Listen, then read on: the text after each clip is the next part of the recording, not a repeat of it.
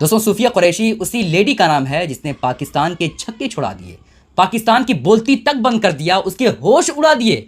सूफिया कुरैशी ने ऑपरेशन सिंदूर में जिस तरह से अपना फर्ज निभाया, सूफिया कुरैशी और योमिका सिंह ने जिस तरह से अपना फर्ज निभाया, वो पूरी दुनिया ने देखा कि किस तरह से अपनी जान को हथेली पर रख करके पाकिस्तान के हमले से किस तरह से सूफिया कुरैशी अपनी जान बचा पाई, और सूफिया कुरैशी ने किस तरह से पाकिस्तान के अलग अलग इलाकों में किस तरह से आतंक मचा करके उनको सबक सिखाया। ये पूरी दुनिया ने देखा। लेकिन एक नेता है, बीजेपी के नेता, उसका कहना है कि सूफिया कुरैशी ये उसी आतंकी की बहन है जिसने कश्मीर के पहलगाम में हमला किया था। कितनी हैरत होती है दोस्तों ऐसे बीजेपी नेता जाहिल और बिल्कुल मरदूद शख्स पर।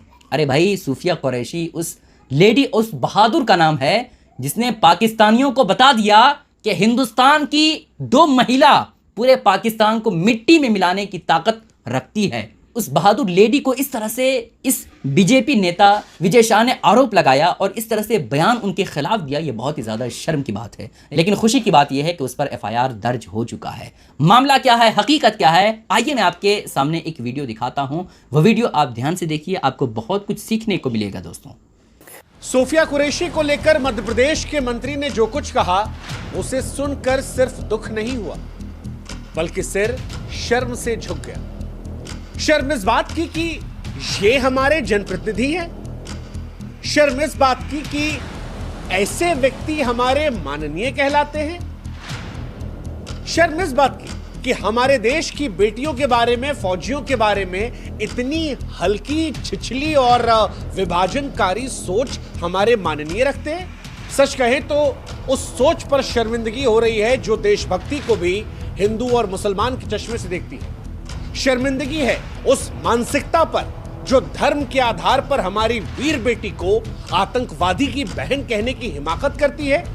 शर्म आती है कि इस सोच के बाद भी माफी मांगने की जगह ये बेशर्मी से कहते हैं कि हमारे बयान को तोड़ मरोड़ कर पेश किया।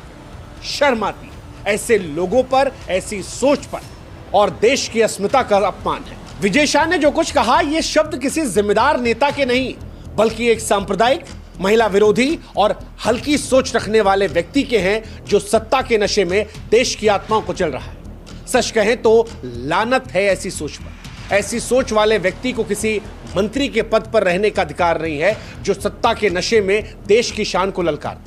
अरे ये बयान सुनेंगे आप तो आपको शर्म आ जाएगी, रोंगटे खड़े हो जाएंगे। हमारे देश की बेटी को लेकर यह कहना कि जिन्होंने हमारी बेटियों के सिंदूर उजाड़े, हम उनकी बहन को भेजकर उनकी ऐसी तैसी करवाएंगे। सूफिया आतंकियों की बहन है सिर्फ इसलिए क्योंकि वो मुसलमान है। बस इतनी सी बात के लिए यह कहा कि आतंकवादियों ने कपड़े उतारकर हिंदुओं को मारा, तो मोदी जी ने उनकी बहन को भेजा उन्हें नंगा करके छोड़ने के लिए।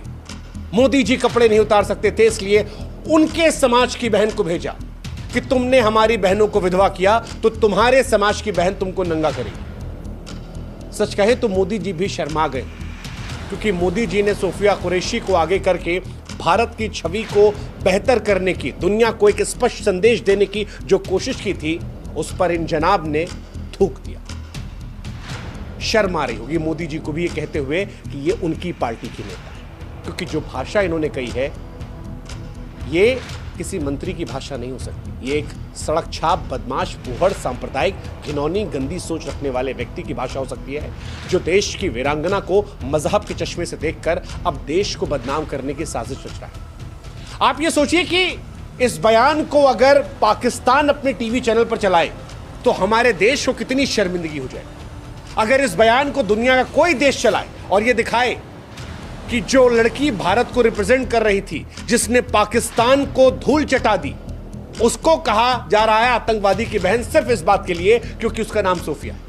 मतलब हैरत है दोस्तों, अगर कोई मुस्लिम लेडी बहादुरी के साथ, बिल्कुल दलेरी के साथ पाकिस्तान को धूल में मिला दे, पाकिस्तानियों को सबक सिखा दे, तो ऊपर से जवाब ये आता है कि जिनके भाइयों ने हमारी बहनों का सिंदूर उजाड़ा था, उन्हीं की बहनों को हम पाकिस्तान को सबक सिखाने के लिए भेज दिए हैं, मोदी जी ने भेज दिया। मतलब क्या हैरत है दोस्तों ऐसी सोच, ऐसे समाज में रहने वाले लोगों पर, ऐसे लोगों को तो पद से फौरन हटा देना चाहिए। सिर्फ एफआईआर दर्ज करने से नहीं होगा, ऐसे लोगों पर सख्ती के साथ और कड़ी से कड़ी कार्रवाई किया जाए ताकि इस तरह के जो बोल निकलते हैं वो किसी की ज़बान से ना निकल पाए। खैर, आप इस बारे में क्या कहेंगे हमें नीचे कमेंट करके ज़रूर बताइएगा। इस क्लिप को ज़्यादा से ज़्यादा शेयर करें। अस्सलाम वालेकुम रहमतुल्लाहि व बरकातहू।